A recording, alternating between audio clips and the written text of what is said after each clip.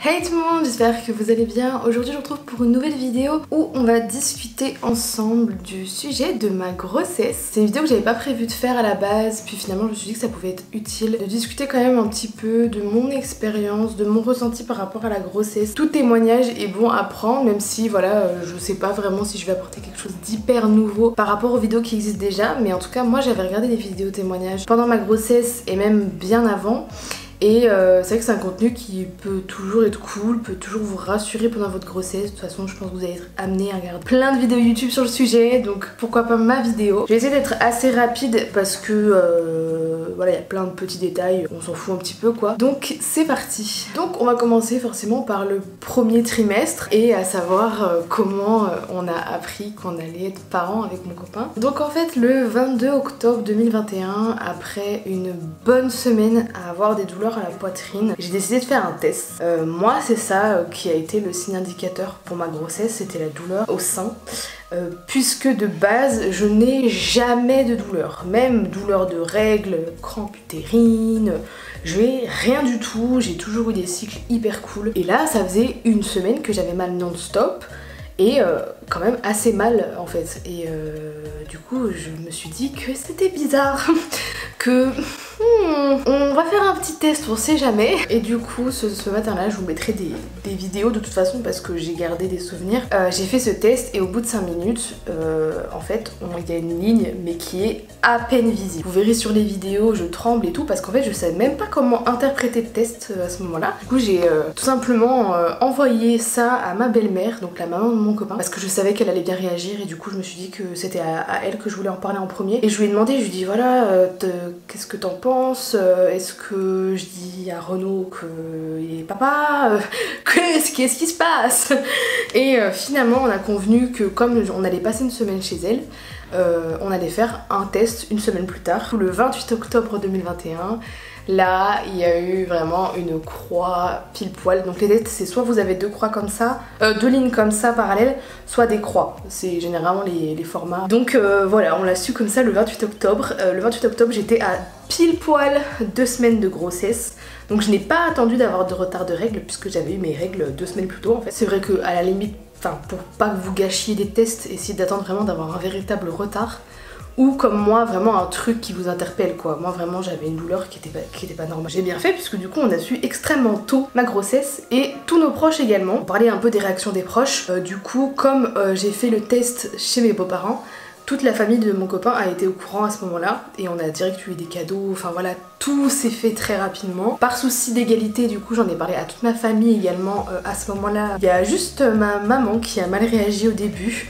Voilà, on n'est pas toujours à l'abri d'une mauvaise réaction. Je m'y attendais pas forcément, pour être honnête. C'était pas forcément l'annonce et la réaction que j'imaginais le jour où j'allais annoncer à ma mère que j'étais enceinte. Mais soit, ça s'est fait comme ça. Elle a eu beaucoup de mal. Ça fait partie de ma grossesse hein, pendant 4-5 mois. Elle me parlait d'avortement. Elle me disait que je faisais l'erreur de ma vie. Pour vous rassurer aujourd'hui, tout va mieux. C'était également arrivé à une de mes amies qui était tombée enceinte à 23 ans. Donc comme quoi, voilà...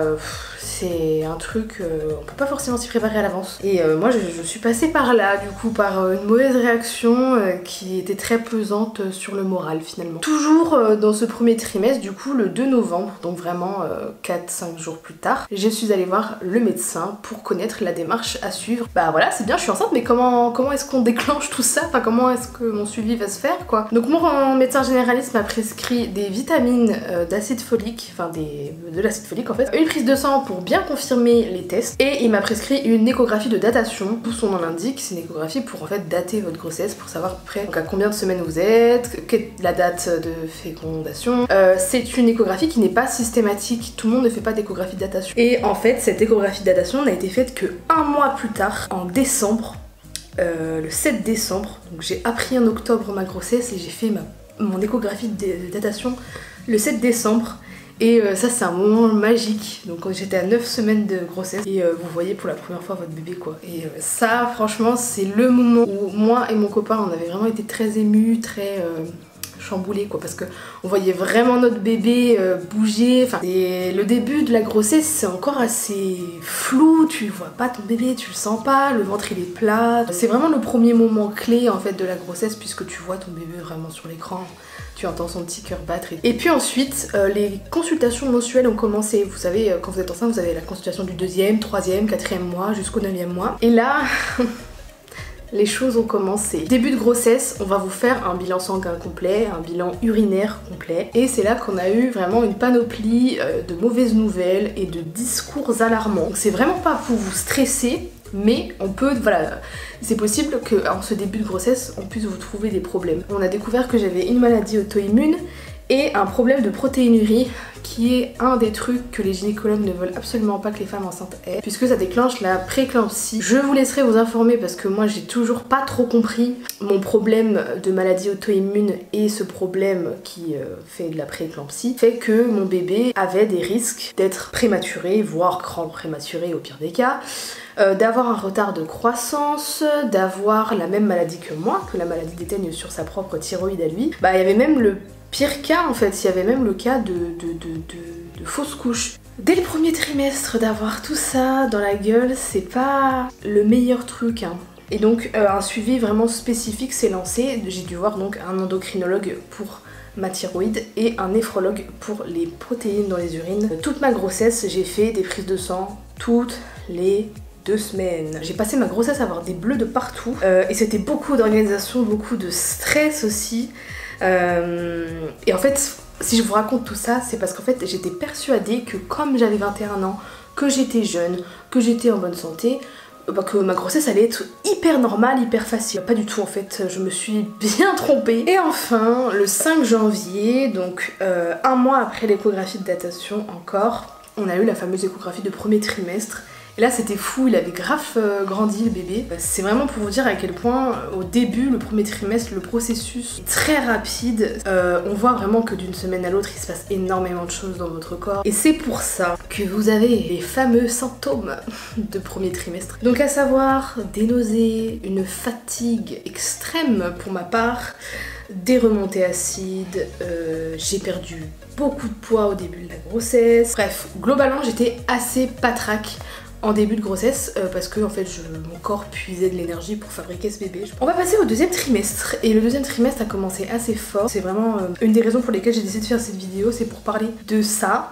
Faut savoir que voilà, la grossesse c'est un choc pour votre corps, c'est un choc pour votre vie aussi, hein. Vous allez avoir un enfant, enfin voilà, il y a beaucoup de choses qui se chamboulent, c'est déjà physiquement c'est un gros changement, mais c'est avant tout un gros changement psychologique en fait. Et ça je trouve qu'on en parle vraiment pas assez. On parle beaucoup des symptômes, on parle beaucoup des choses qu'il faut acheter, on parle beaucoup de toutes les prises de sang, tous les tests qu'on va faire, etc. Oui, ok, il y a ce côté physique, il y a ce côté matériel, il y a ce côté... Mais il y a le côté psychologique. Et moi, mon 2e trimestre n'a pas très bien commencé.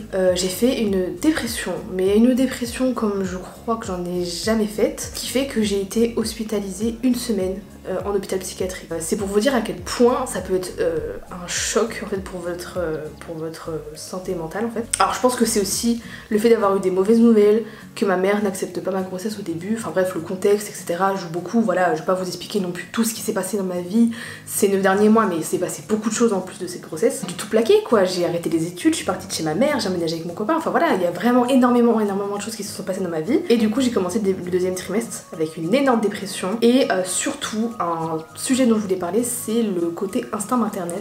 Il y a eu cette phase là où je n'arrivais pas à m'attacher à mon bébé, je ne l'aimais pas, enfin je croyais ne pas l'aimer, j'arrivais pas à développer ce lien en fait, cet amour qui paraît tellement évident sur les réseaux sociaux. Tu vois les mamans, elles sont là, elles kiffent, elles sont déjà amoureuses de leur bébé alors qu'il est même pas encore né. Et moi j'avais grave du mal avec ça, je n'arrivais pas et je me sentais mais horriblement mal de me dire mais pourquoi moi je ce rejet là, pourquoi j'ai envie de tout abandonner, pourquoi j'ai envie d'abandonner mon bébé. Enfin j'avais énormément de choses qui se passaient dans ma tête et j'ai eu besoin d'aide. Sachez que voilà, enceinte ou pas enceinte, vous pouvez avoir un suivi psychologique, vous pouvez prendre des antidépresseurs, vous pouvez avoir de l'aide, heureusement, puisqu'en fait c'est vraiment en touchant le fond, en étant hospitalisée et isolée de ma famille. On m'a envoyée dans un hôpital en plus qui était hyper loin, mais ça fait partie vraiment d'un moment de ma grossesse qui a été un gros déclic, puisque c'est à ce moment-là que mon bébé, je l'ai aimé à la folie. Justement, le fait d'avoir autant eu peur, de prendre mes responsabilités et tout, bah, ça m'a juste forgé en me disant tu peux pas te laisser abattre, il faut que tu sois là pour lui, il faut que quand il naisse, tu sois bien dans ta tête et que tu sois la meilleure maman du monde, quoi. Et donc c'est à ce moment-là que vraiment mon amour pour mon enfant s'est développé. Lors du deuxième trimestre, on a eu l'échographie par rapport au sexe du bébé. Faut savoir que j'avais une intuition, j'étais absolument persuadée d'avoir une fille. On a fait l'échographie du deuxième trimestre. Et en fait, ce qu'on a fait, nous, on a demandé à la gynécologue de ne pas nous dire si c'était un garçon ou une fille. On a tout mis en enveloppe et on a donné ça à la future marraine et aux futurs parents. Ils ont organisé notre baby shower et c'est eux qui ont fait tout un show avec des fumigènes, des costumes, des pétards, enfin des confettis et tout pour nous annoncer que nous allions avoir un petit garçon. Et aussi, petite spécificité par rapport au deuxième trimestre, c'est le moment où vous pouvez avoir vos premières échographies 3D où vous voyez un peu le visage de votre enfant. N'hésitez pas à le demander si le gynécologue ne le fait pas automatiquement. D'ailleurs, ça ne se paye pas en plus, hein, c'est pris en charge, enfin c'est pas un truc en plus, parce que je sais qu'il y en a qui croient qu'il faut payer pour avoir ces échos 3D, mais pas du tout. Au deuxième trimestre, au niveau des symptômes, comme je vous ai dit, en fait tout s'arrête. Moi j'avais plus de nausées, plus de fatigue, plus rien, j'ai pu sortir, j'ai fait des randos, j'étais H24 en train de sortir, bon pour aller acheter de la bouffe, mais je sortais. Et surtout, c'est le moment où j'ai explosé la balance, puisque j'ai pris 15 kilos en 2 mois, voilà. Toute ma prise de poids de grossesse s'est faite quasiment sur un tout petit laps de temps. On va finir du coup sur le troisième trimestre, je suis en plein dedans. Là je suis actuellement à 39 semaines d'ailleurs pour ceux qui se demanderaient par rapport à quand est-ce que je filme cette vidéo. Par rapport au troisième trimestre, j'ai pas grand chose à dire parce que la troisième échographie elle est hyper basique. Nous on n'a pas été marqué plus que ça par la troisième écho. Le seul truc c'est qu'au troisième trimestre, ça y est, vous avez votre ventre qui est assez gros. Bon moi j'ai un petit ventre donc ça va. J'ai un bébé qui est estimé à 3 kg, même plutôt 2 kg 800 maximum. Là s'il naît cette semaine il fera 2 kg 700, un truc comme ça. Donc. Du coup c'est vrai que voilà, la particularité pour le troisième trimestre c'est vraiment ce changement aussi un petit peu de point de gravité. Genre vous faites plus les choses en fait de la même manière, enfin vraiment votre ventre il est en train d'atteindre son maximum de taille et du coup c'est vrai que c'est très compliqué de faire des choses. Là moi en cette fin de grossesse, même m'essorer quand je sors de la douche, ou même sortir de la douche est vraiment une épreuve, parce que moi je me douche en étant allongée, et quand je dois passer de la position allongée dans le bain à me lever pour sortir, c'est... Une fois je me suis retrouvée coincée, j'ai dû appeler mon copain parce que j'arrivais pas, enfin je voulais pas faire de faux mouvements ou quoi, enfin faut faire quand même attention. Ces petites contractions d'entraînement, ce faux travail qui peut durer des semaines, enfin moi en tout cas pour ma part ça fait 3 semaines déjà que j'ai des contractions mais qui sont douloureuses mais enfin légèrement. Genre même encore hier on était convaincus que ça y est c'était le départ. Mais vraiment pour le coup toutes les 3 minutes je les ai jamais eu aussi rapprochées, aussi précises. Le space-fond faisait que je continuais à avoir des petites douleurs mais c'était vraiment pas des douleurs, c'était vraiment équivalent quoi de ce que j'avais eu le jour où on y était allé pour rien. Donc en fait c'est un peu long la fin je dirais, je m'impatiente énormément, j'ai extrêmement hâte de passer les 39 semaines parce que je sais qu'après bon on sera quasiment sûr qu'il arrive quoi. J'ai vraiment pas envie d'avoir le déclenchement et tout, mais ça de toute façon vous saurez dans une vidéo prochainement puisque je vous ferai une vidéo sur mon accouchement, sur tout ça. Les choses se concrétisent, hein, vous avez certains rendez-vous spécifiques. Moi la semaine dernière on a vu l'anesthésiste qui m'a expliqué pour la péridurale un petit peu comment ça allait se passer. J'ai pas fait de cours de préparation à l'accouchement d'ailleurs parce que moi ça me stresse. Je sais que ça allait me stresser plus qu'autre chose, enfin voilà. Puis de toute façon j'ai eu la consultation du 9e mois, elle m'a tout expliqué, stressée par rapport à ça, la douleur non plus.